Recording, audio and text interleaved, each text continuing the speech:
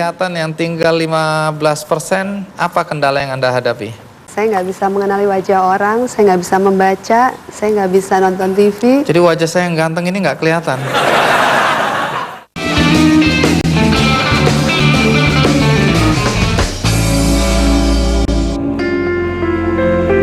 Hidup hanya sekali dan perlu disyukuri. Terlebih bagi Dian Syarif yang mengaku telah mendapatkan kehidupannya yang kedua. Penyakit lupus telah menyerang tubuhnya pada tahun 1999. Kemudian, Dian melewati fase tersulit dalam hidupnya, menjalani 6 kali operasi bedah otak.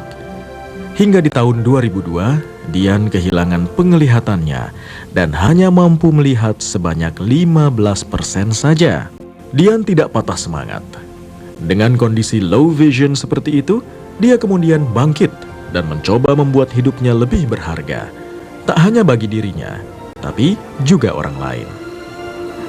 Lewat Yayasan Syamsi Duha yang berpusat di Dago, Bandung, Dian mengajak para penyandang lupus dan low vision untuk bergabung dan bersama-sama saling membagi motivasi, bekerja sama untuk membuat kehidupan menjadi lebih baik. Kini, yayasan itu memiliki anggota 300-an orang dan ratusan pendukung lainnya sebagai relawan, termasuk sejumlah dokter. Melalui yayasan ini, Dian yang didukung penuh oleh sang suami secara aktif melakukan banyak kampanye lupus dan low vision di tanah air dan event-event internasional.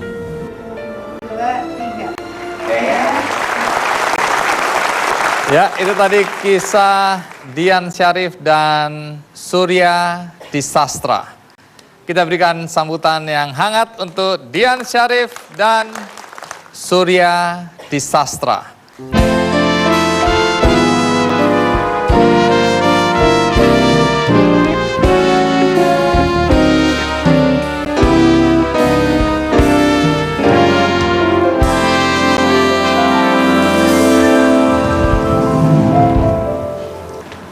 Ya, Mbak Dian diantar oleh suami tercinta Eko Pratomo. Terima kasih. Saya cuma nganter aja nih. Iya. Selamat datang Pak Surya. Ya, inilah tamu kita berikutnya. Apa kabar Mbak Dian? Baik, Mas Andi. Iya, Mbak Dian, bisa Iya. ceritakan dengan penglihatan yang tinggal 15%, apa kendala yang Anda hadapi? Saya nggak bisa mengenali wajah orang, saya nggak bisa membaca, saya nggak bisa nonton TV. Jadi wajah saya yang ganteng ini nggak kelihatan. Lalu untuk apa saya dandan 4 jam? Tapi kan auranya kerasa positif. Iya. Baik, tidak bisa membaca, tidak bisa melihat dengan jelas orang.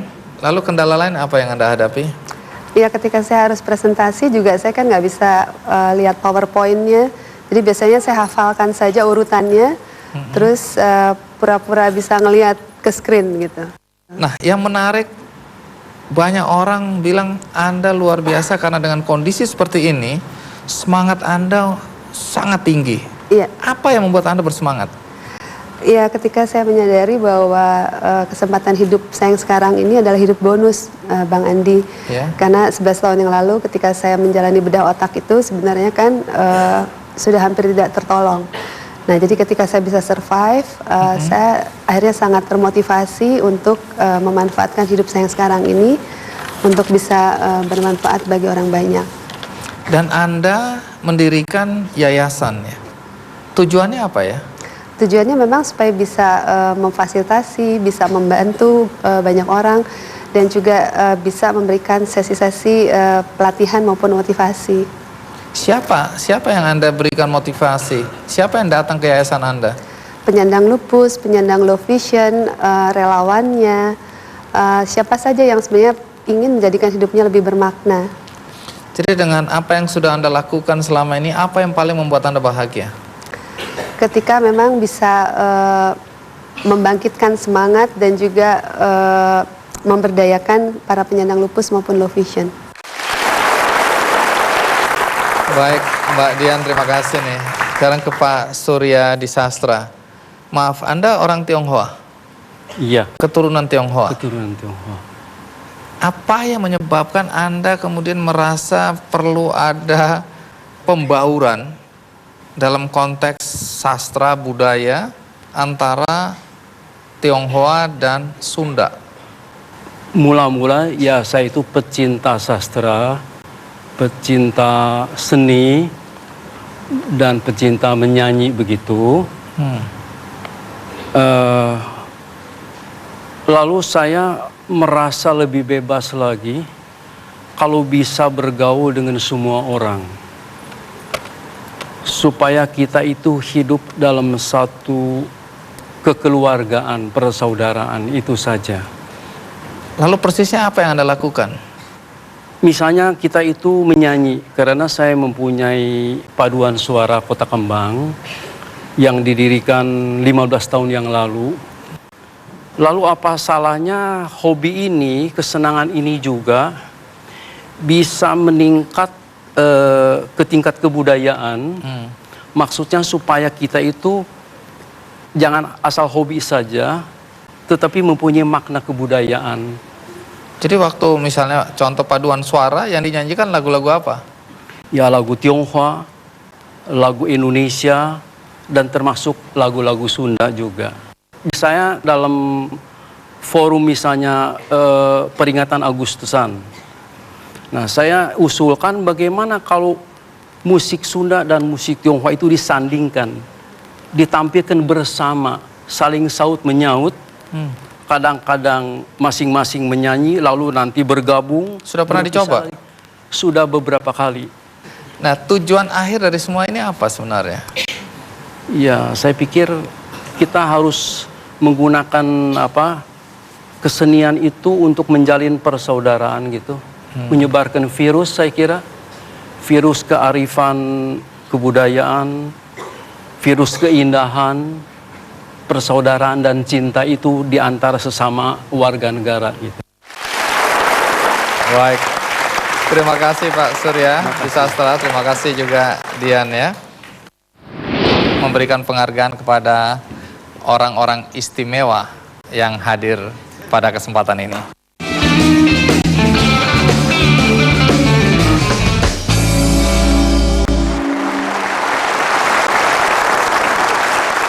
Sejak usianya yang ke-50 tahun, Bank Danamon memberikan apresiasi atau penghargaan tertinggi bagi pahlawan-pahlawan masyarakat yang berdedikasi tinggi tanpa pamrih. Tentu Anda ingin tahu apa dasar dan bagaimana proses pemilihan pemenang Danamon Awards ini. Kebetulan di studio sudah ada penasihat Dewan Juri, Ade Suargo Mulyo. Nah, boleh tahu apa kriteria dalam pemilihan mereka yang layak untuk mendapatkan Danamon Awards ini? Ada 4 kriteria besar dalam pemilihan Danamon Award ini. Namun dari satu kriteria ke kriteria lain kami mengedepankan apa yang namanya eksploratif. Jadi kami mengeksplorasi masing-masing kandidat ini. Pertama adalah untuk meningkatkan akuntabilitas dan menjaga akuntabilitas. Yang kedua adalah Danamon Award ditujukan bukan hanya memberikan penghargaan saja, tapi bagaimana digali poin-poinnya, kemudian ini bisa didesiminasi ke seluruh Indonesia. 4 kriteria itu adalah: 1, latar belakang. Yang kedua adalah aktivitas. Aktivitas ini kami petakan itu biasanya 3. 1 adalah aktivitas yang berbau lingkungan, yang kedua aktivitas berbau ekonomi, yang ketiga adalah aktivitas berbau sosial. Kemudian yang ketiga, setelah ada activity, kemudian dampak. Yang keempat, adanya involvement atau pelibatan. Jadi ketika dia melakukan activity, ada dampaknya. Misalnya yang tadinya dinas tidak peduli, sekarang lebih peduli. Kemudian private sector tadinya tidak peduli, sekarang lebih peduli. Nah, itu menjadi indikator kami. Yang terakhir adalah keberlanjutan, sustainability. Itu hal-hal yang dinilai oleh tim juri. Betul. Baik, kalau gitu kita panggil 10 kandidat penerima Danamon Awards untuk tampil ke atas panggung.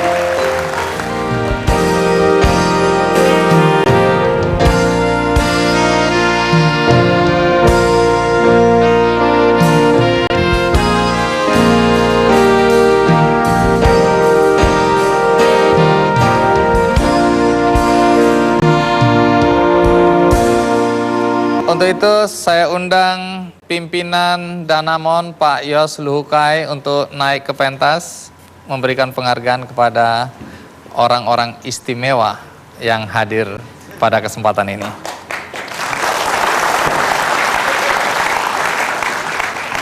Baik, silakan. Ketiga peraih Danamon Award 2010 yang menjadi favorit masyarakat berdasarkan dukungan publik, baik melalui website danamonaward.org dan pesan singkat SMS yang jumlahnya tidak kurang dari 10.000 total, adalah posisi favorit ketiga adalah Ibu Kiswanti, sang pahlawan pustaka dari Bergara.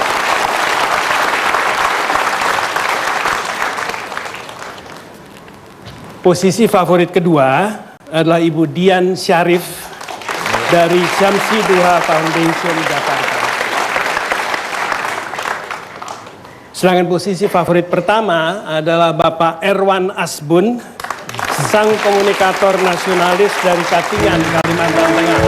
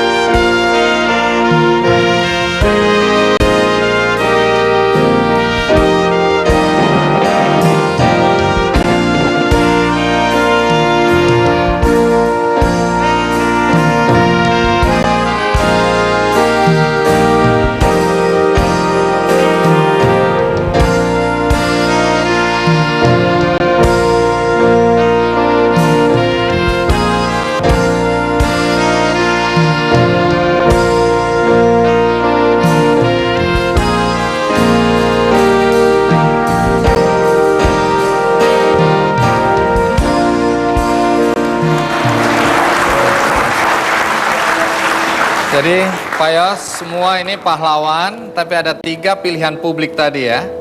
Betul. Baik, untuk pilihan publik ada hadiah khusus. Iya, ini dia untuk pilihan publik. Kita mulai dari yang ketiga adalah tadi Ibu Kiswanti. Ibu Kiswanti. Oke. Kemudian ada Ibu Dian.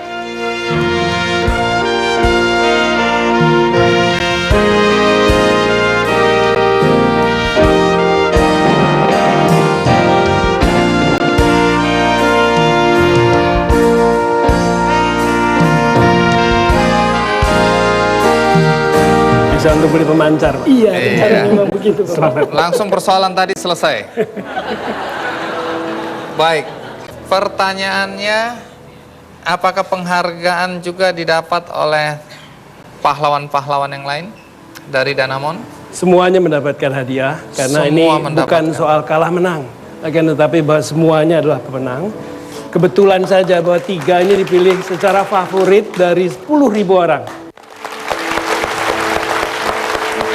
Baik, kalau gitu Pak Yos, silakan memberikan hadiah kepada semua yang kita anggap pemenang.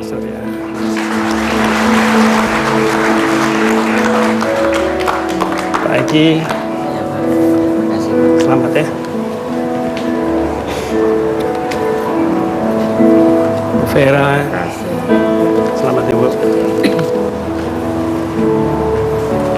Bang Idin, buat beli pot.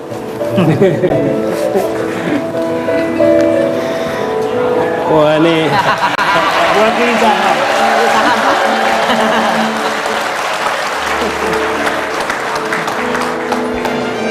Selamat.